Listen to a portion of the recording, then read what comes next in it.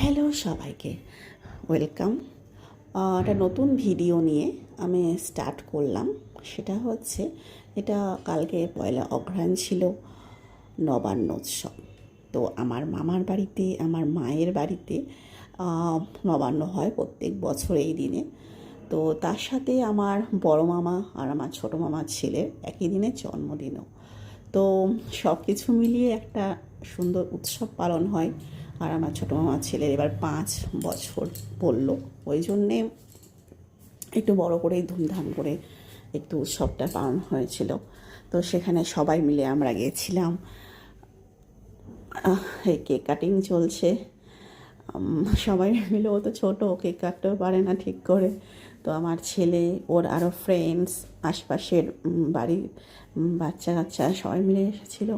ওদেরকে থালা দিয়ে সাজিয়ে সুন্দর করে খেতে দেওয়া হয়েছিল। মানে বেশ অনেক রকম পদ হয়েছিল, প্রায় 20টার মতন পদ হয়েছিল। পায়েস থেকে আরম্ভ করে 2 রকম মাছ, 7-8 রকমের শাক, 5-6 রকমের ভাজা, আর